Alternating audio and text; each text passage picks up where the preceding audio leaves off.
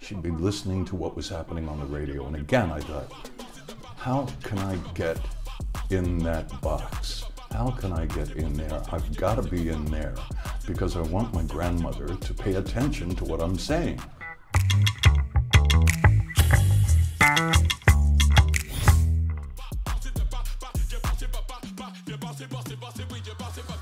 But right now, my whole objective basically is to get people in our community, in the expat community, to be known. We see each other all the time. Right. I didn't know your first name. I didn't until today. Yeah. But how long have we known each other? I know. It's been since 2005. Easily, right? And that's what I'm saying. I've known of you longer than that.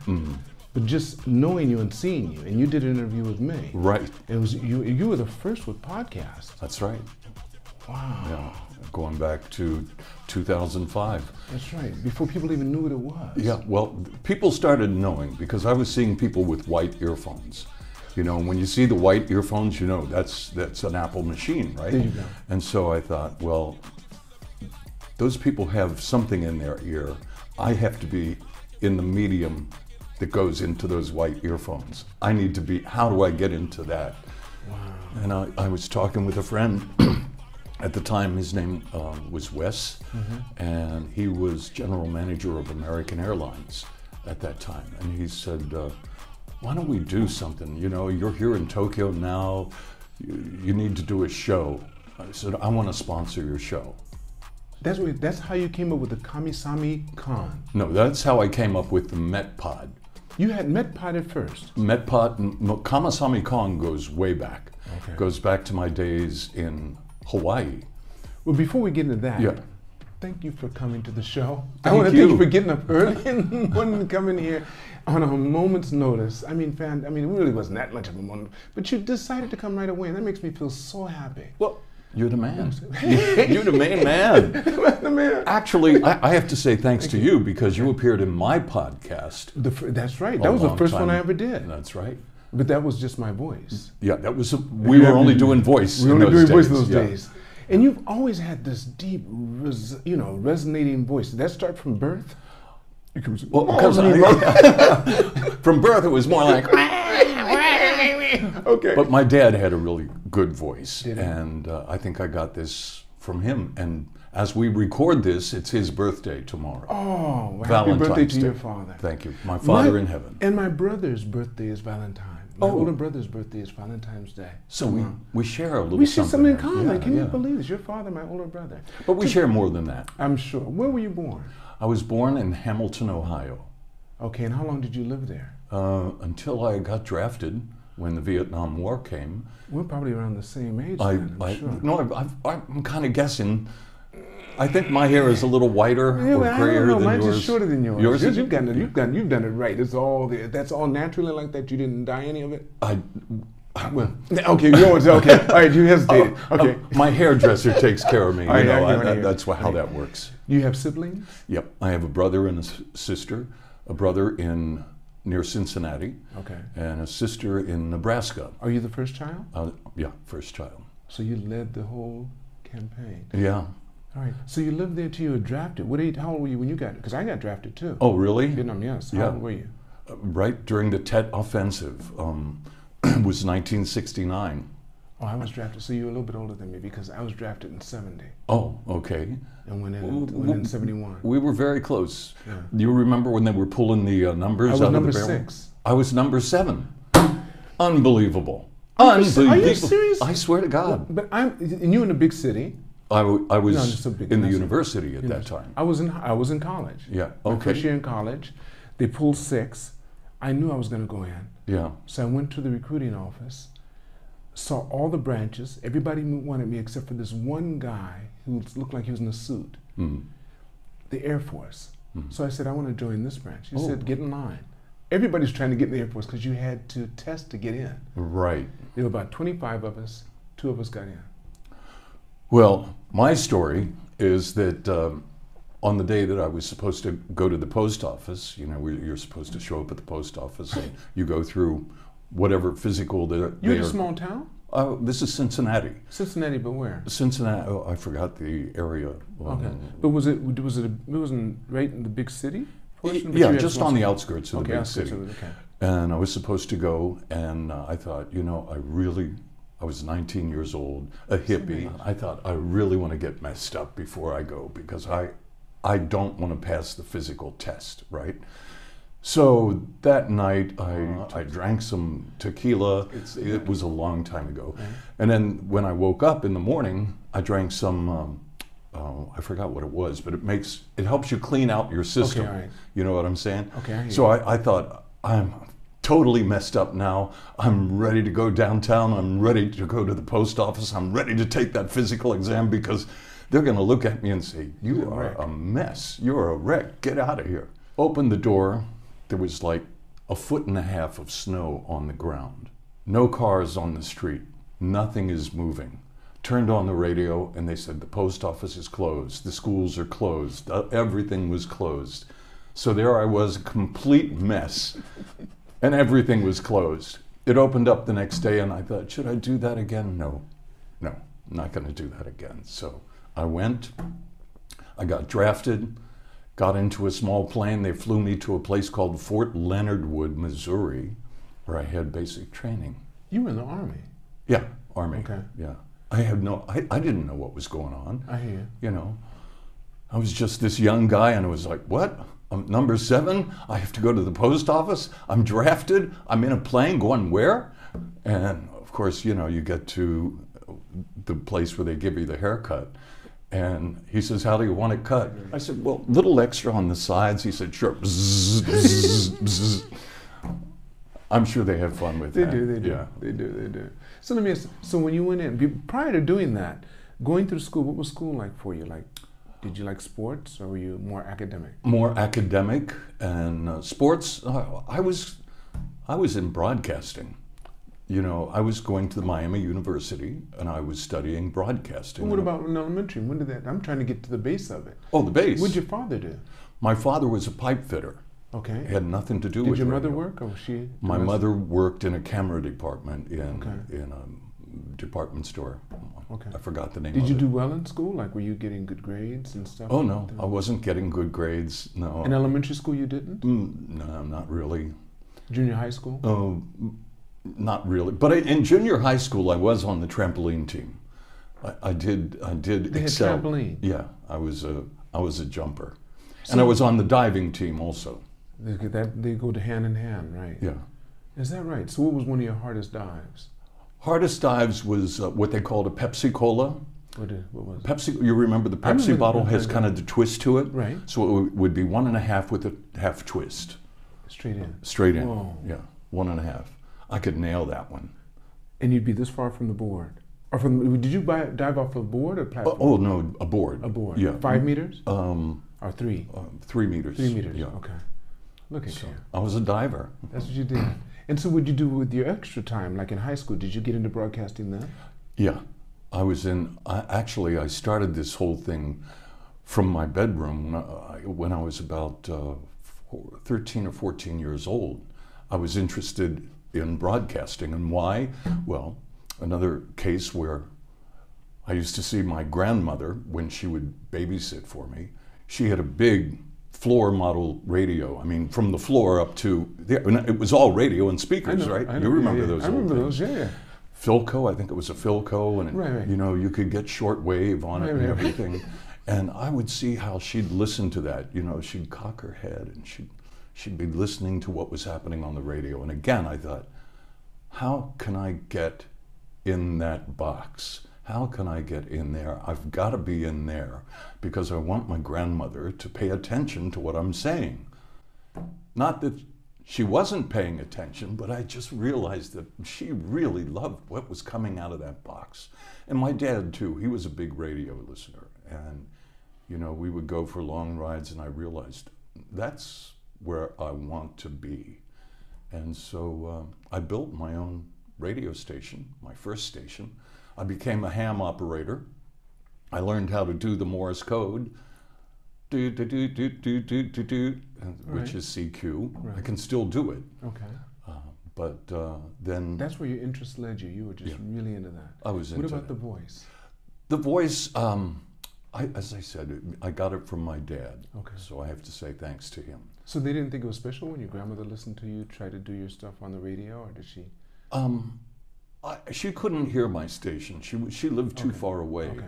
But I became a ham radio operator, and I had a wire recorder in my bedroom. Do you know what a wire recorder is? A wire recorder, no. Pre-tape recorder. It was sold by Sears, and it had a radio built into it, and it had a microphone. And again, it was a big boxy thing.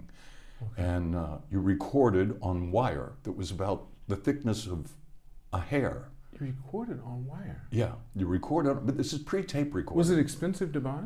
Oh, gosh, I couldn't say. Because your father bought it for you? Yeah, my father bought it. He bought it for himself, and then he just put it in my bedroom because there was no other place to put it. And I thought, how can I use this? What was he doing with it? He was recording us, the kids, and, you know, just having fun. Yeah. So he thought that was a new technology in those days, right. you know. So I would record, I had a paper route in those days, 14 years old, right? And I would record my radio show prior to going out to delivering my newspapers. And I had a little toy printing press. And I printed these things saying, listen to Bob Zix on his radio station. I was 1100 on the dial, and I stuffed those into all my newspapers so my customers could listen to my radio show. Did it work? Oh yeah, it worked. And customers would say, well, I heard you on the radio the other day. Yep. What would you talk about? Oh, I'd play music. You know, I was playing music of 1964, 65, so it would be anything from the Shirelles to James Brown, the Beatles. I was playing all of that stuff. And I was getting the music from another radio station in Dayton, Ohio that was on FM. So the music was really clear. So I'd record all the music onto the wire recorder, and then I would record my voice in the spaces between. So, yeah. So you spend all day doing this, wouldn't you? Oh, yeah. I mean, throughout the day, I mean, after school, or the night before, I'd put a show together and have it ready for when I'm delivering my papers. It took about an hour to deliver the papers. And yeah, I had my show blasting out, listening to it on my little transistor radio. That's right. From Japan. Yeah, exactly. In the leather case. Exactly. Had to have the antenna, right? Yeah. The leather case, yes. And the earphone. One earphone. One earphone. Because it was mono. Yeah. So, and where we lived, we had a tree in the front yard, trees in the backyard. Right. And I strung up my antenna from the tree in the front yard to the tree in the backyard. So I had a big, long antenna, so I could broadcast pretty far. I was doing pretty good. I was really happy with it. And then I went back, and I noticed I saw telephone poles. I said, oh, no, you didn't. There's wires all the way up there on those telephone poles. How do I get my antenna to those wires? I just followed it back down. Oh, it comes into the house. Those are telephone wires. Okay. I can take my antenna clips and clip it to the mouthpiece of the phone and use the entire city as my antenna. Did that work for you? It worked fantastic. Are you serious? I swear to God, it was just. But you didn't get electrocuted? No. No, there's no like. No electricity going through. Okay. Yeah. So. Right. No. It was in a way, but that's scary. So you connected that. I connected and it. it worked. And it worked, and. My dad said, let's go for a ride. And I said, Dad, I want to listen to my radio station. You've got to hear this. And so we get in the car and we start driving down the street. He says, wow, that's a pretty good signal. I said, yeah. We continue driving. How were you listening to it? What you had it pre-recorded? What you were playing? What do you mean you could listen to your radio station? We were listening in the car using the car radio. We had who was on your radio station? It was my wire recorder. It was just you had a pre-recorded show, yeah, and that was playing, and we're driving down the street, and it was Day Tripper. That was a song, Day Tripper by the Beatles, and I thought that sounded so cool coming out of my own little radio station into my dad's car radio. Wow. So that was. So how old were you then? I was 14. 14 years old. Yeah, 14. So where'd that take you from then? From there? Well, then I got to high school around that time, and I became the school reporter. So I would go to the professional radio station in the town, which was called WMOH, and I would go there, I think it was every Monday night, and I would do a report about what was happening at school, you know, who was the princess, who was the prince, who was running, who was jumping, what the score was of the basketball, all the school news, you know. And I'd sit down in front of a microphone, and there would be a DJ in the control room, and he'd be giving me cues about when I should talk and when I should introduce the next song. And I was supposed to have like the most popular songs from the school, right? And yeah, that was the start. And where'd you get the songs from? Oh, well, he had the songs in the studio, okay. So you know, it was kind of pre-arranged. So okay. I was not spinning the records at that time. Okay. But then one time we were doing these shows live, right? One time the DJ in the studio got sick, and he couldn't do it. He rushed off to the bathroom, and it was like, I have to step up to the show. I have to do it. So I did it.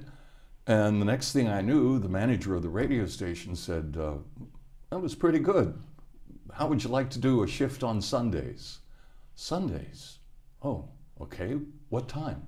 6 a.m. to noon. Oh, 6 a.m. to noon on a Sunday? You know, I told you I'm not a morning person. Lance wanted me to come here at 8 o'clock in the morning. Folks, those of you who know me, 7:30. Those of you who know me, I barely get to sleep at 7:30 a.m. But yeah, so 6 a.m. And in that part of Ohio, Hamilton, Ohio, the morning shows on Sundays were all religious shows. So it would be, you know, 30 minutes of this religion, 30 minutes of that religion, 30 minutes of the, and some of the religions would be on tape, some would be on records, the guy would call in on the phone and read from the Bible like that, right? So that was my introduction. And then once an hour. You did religion? Oh no, I didn't do. I just changed the tapes and the records. You know, right. I was a navigator. Okay. It was not a. Okay, so you didn't speak or say anything. I did. I got to. Oh yeah, man! I got to say, at the top of the hour, every hour, I had to say the name of the radio station. Right, the name of the radio station in the city.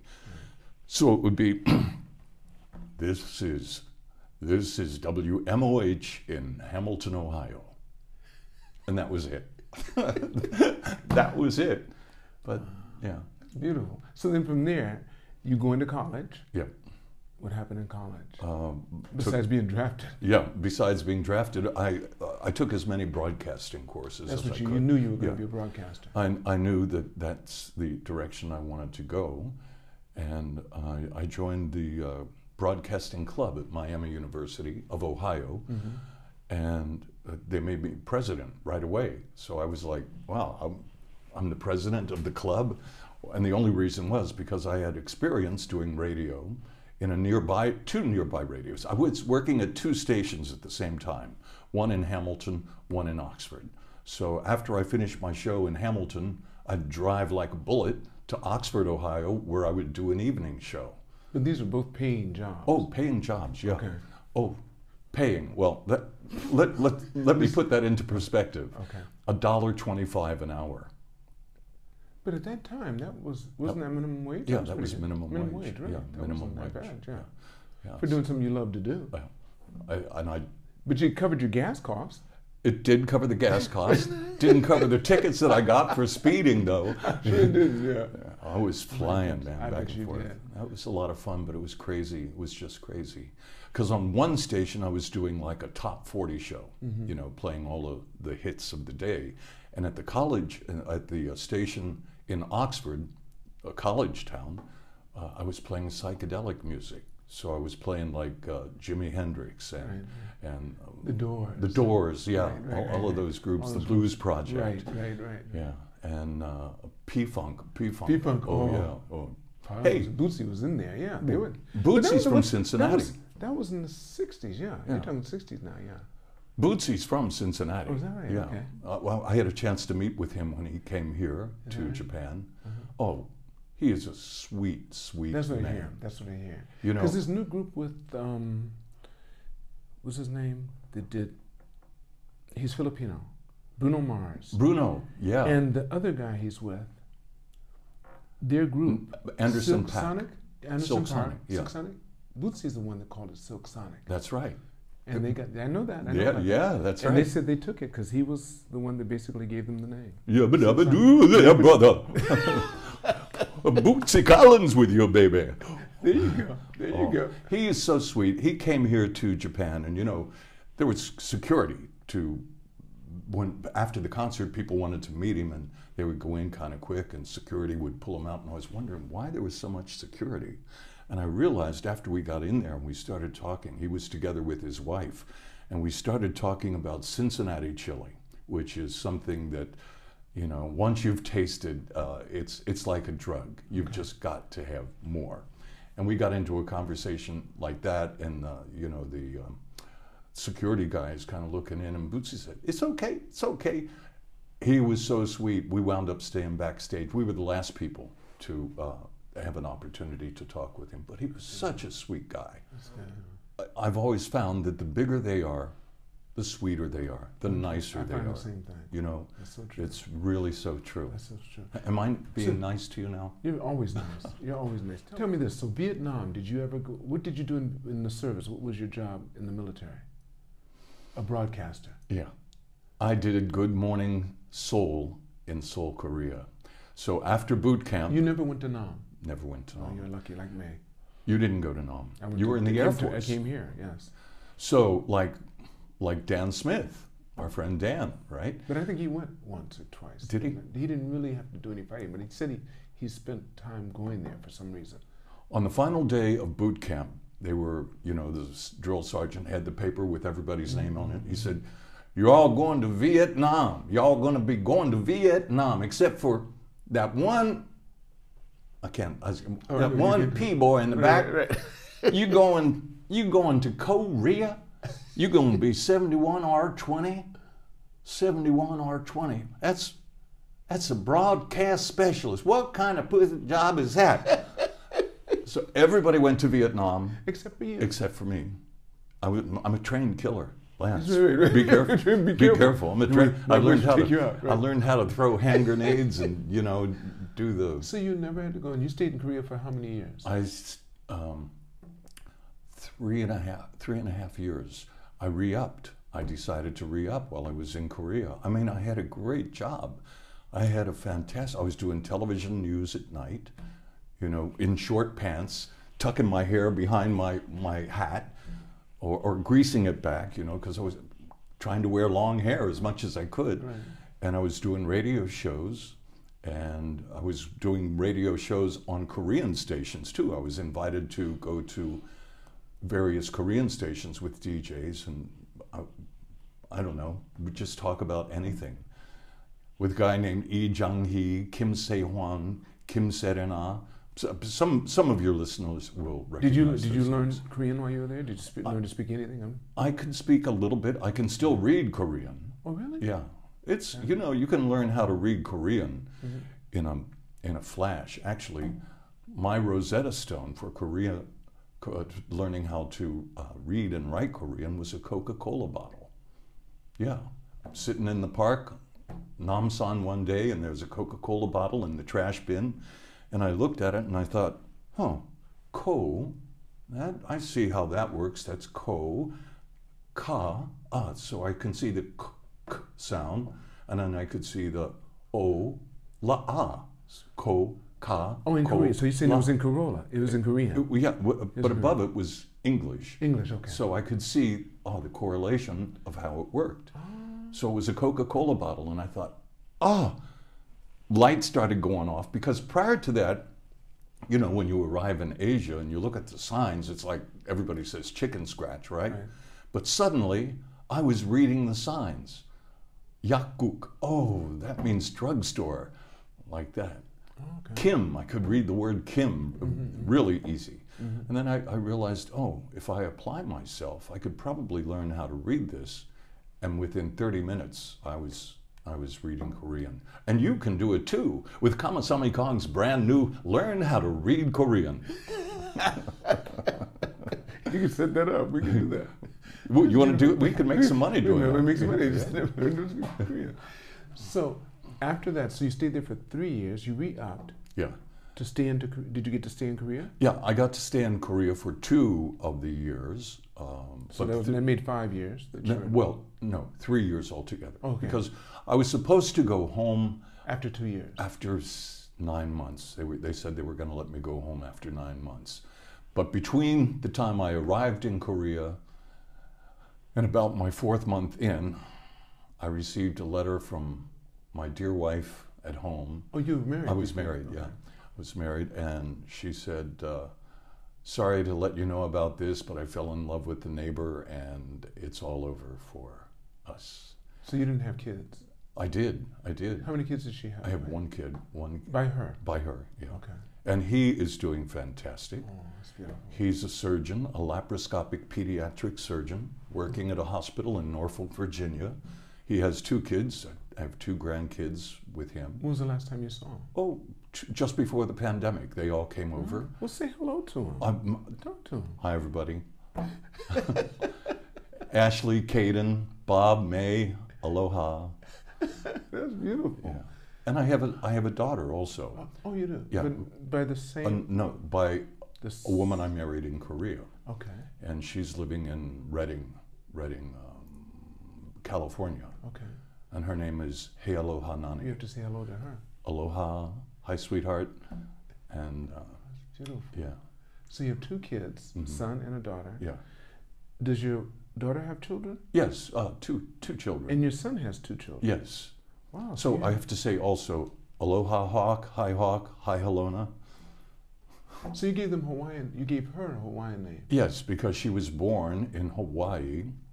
And on the day she was born, we were interviewing a Hawaiian entertainer on the radio station. I was at KKUA in Honolulu, the #1 station by far.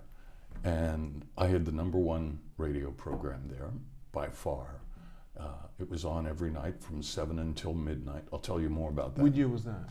This would have been 1978 through about 82. Okay, and you're out of the service now? I was out of the service, yeah. When did you get out of the service? Got out of the service in 75. So you stayed in for what, how many years? 6, 7? 5 years I was in the service, yeah. Yeah.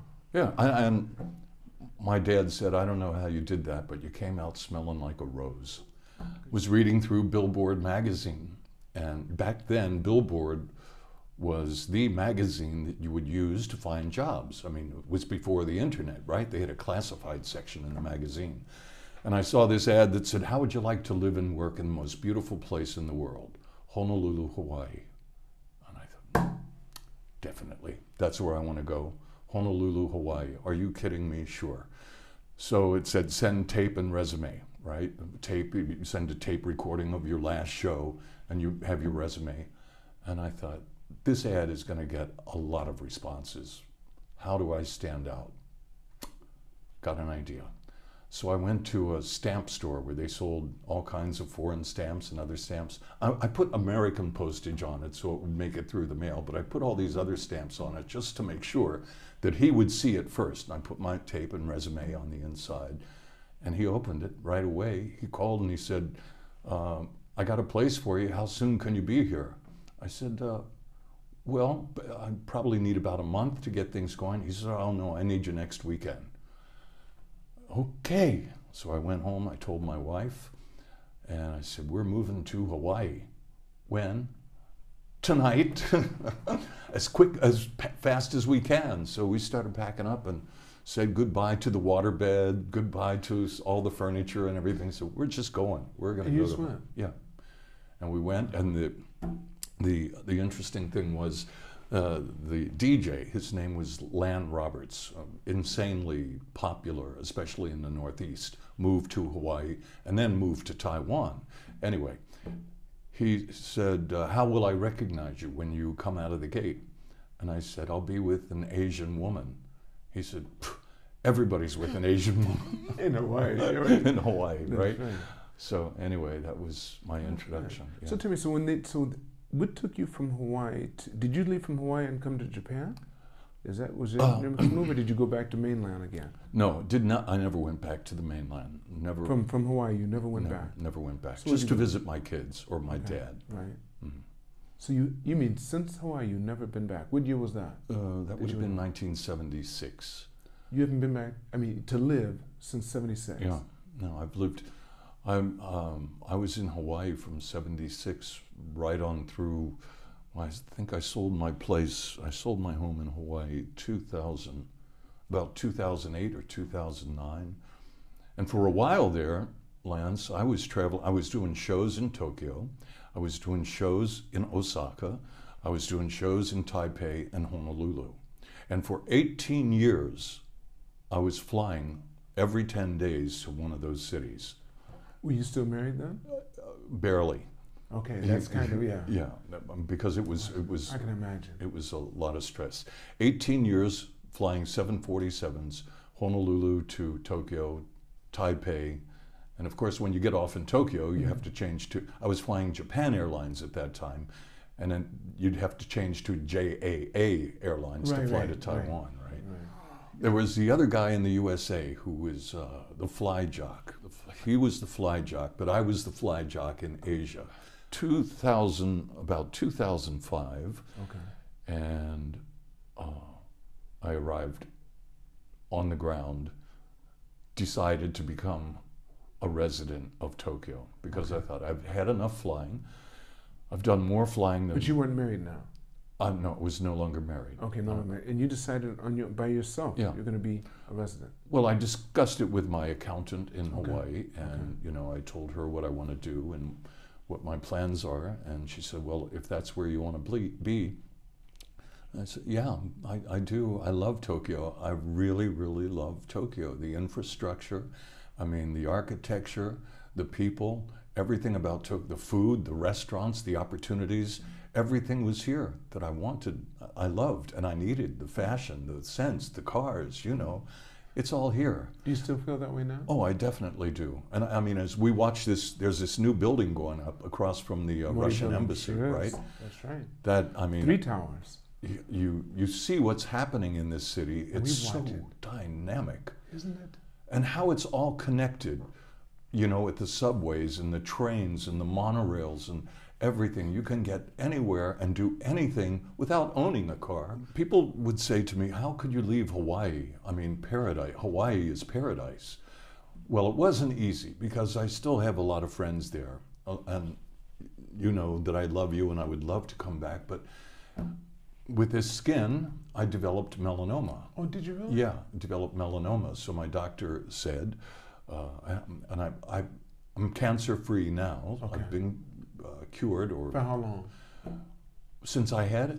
Yes. Or since the operation? Since operation. It was about 10 okay. years You're ago. Good. You're 10 good or 15 years You're ago. Good to go. Yeah, so. But he said, I don't want you to go in the sun anymore. No more beaches, none of that stuff. And you have to be careful of your eyes because I developed cataracts too.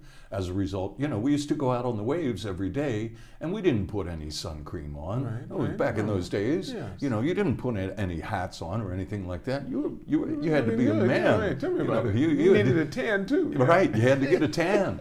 And you put the stuff on that would give you the extra tan, right? That's right. And I was feeling really happy and I felt like I was looking really good. All the hair, the skin tones, everything going right. That's nice. But there's a cost. There was a cost involved with that. Was it on your face, the melanoma? No, it developed on my. On the side of your. On the side of my stomach. Isn't that interesting? Yeah, I have no idea how that works. Yeah, neither do I. Yeah. But I was diagnosed, and I called my son, who is a surgeon. I said, "What should I do?" And he said, "Why don't you come here to Norfolk, Virginia? I'll set up the operation, and we'll take care of everything here." So he set up. He didn't do the operation. But he set it up. Yeah, he made sure everything was done. His friend, the doctor. And he knew he was working with his father, and he knew he was going to do a good job. You got taken care of. So, and my daughter-in-law, his wife, is a general practitioner. She's a doctor too. So they're doing. They knew who to call, who to have there. They know. That's beautiful. And then to recuperate, I stayed at their home. I had a doctor in the house and a nurse in the house. Did they have their 2 children? Did they have the 2 children already? Oh yeah. Oh, so you had your grandchildren too? That's all you needed to recuperate. It was heavenly, absolutely heavenly. That's beautiful. Where are you now in your life? Where am I now? Yes. I'm at a place where I find new opportunities again. I've been offered a new radio job in Hawaii that I can record from here in my home studio in Nishiazabu. And I've been on the phone talking with them, negotiating for the past month.